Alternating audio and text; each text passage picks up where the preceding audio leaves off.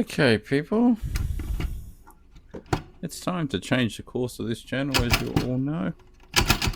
I will put up 3 things that I found in my email about deleting my account and then reinstalling my account.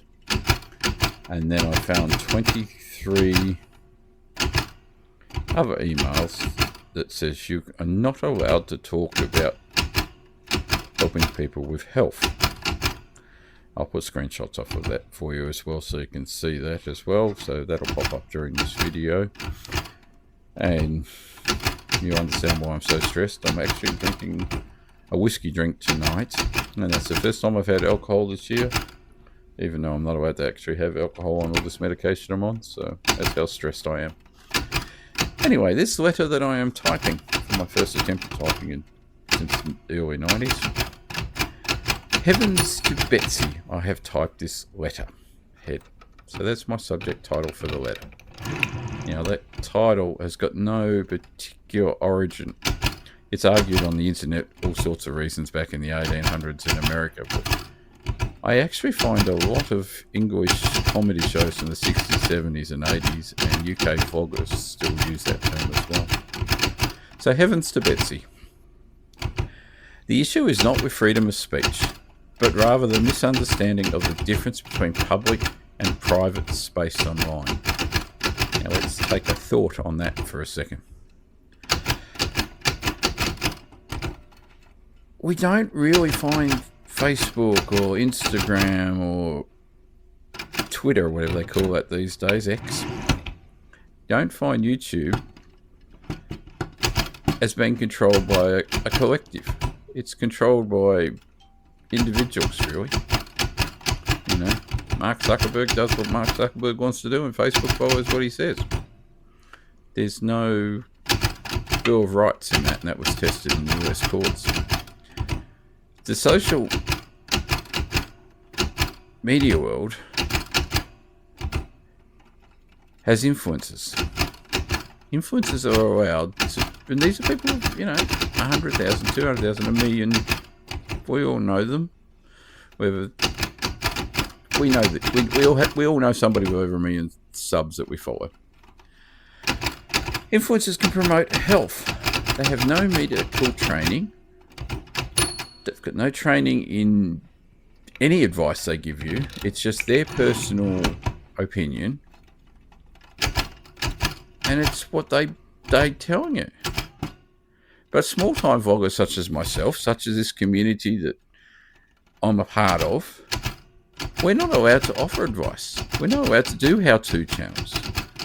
We are purely allowed to do or talk about our daily routines. This is where you get into the legal nightmare. Now, don't worry, I'm not going to court over this. We have in our Constitution, Section 7. It's a thing in Australia that gets tested very regularly, actually, in court. It's basically our physical... It's our version of the Bill of Rights. We don't have a bill. We have a section, okay? It says that Australian people have the right of choice. All private companies must have an agreement in place that is fair, equitable, and gives the consumer a right of choice. Basically, it's for fair trade. It's to give the consumer and the employee rights. You can't treat an employee like scum, and you can't treat a customer like they're a servant to you, like they're a slave. It's a lot more powerful than the US Bill of Rights. And as I say, every time we do workplace agreements here, for my job, every time we do a workplace agreement, it gets ratified under that section.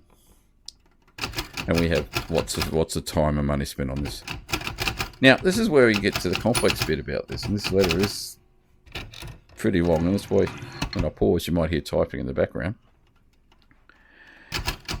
Google trades in Australia. They have offices in Australia. They pay tax, or we hope they pay tax in Australia. So they legally have to abide by our Constitution, and their employees have to be employed, and their customers have to be treated under Section 7. Anyway, that is my minefield of a ramble.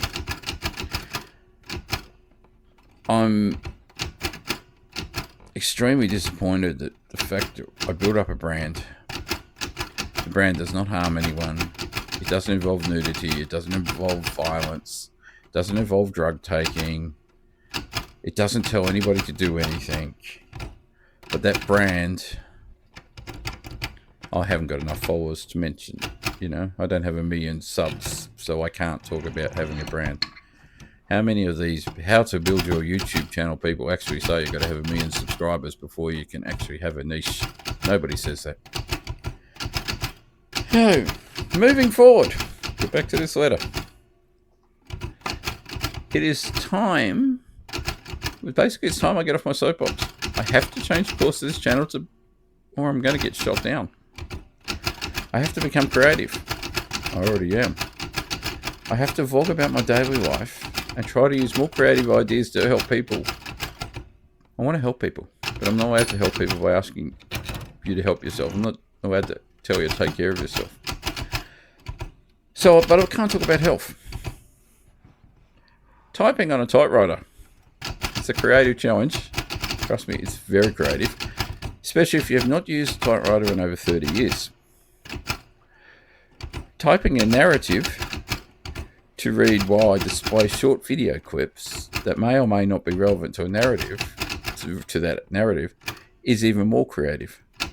It's an endeavor that will give me a headache trying to do it. I picked it up by listening to the Ash Files. I'll put a link to her YouTube channel. And once again, you know, she offers us a lot of advice and doesn't get struck down by YouTube. Anyway, this will be all for today. And what I will do from now onwards is just simply say, take care, have fun, and ciao, people.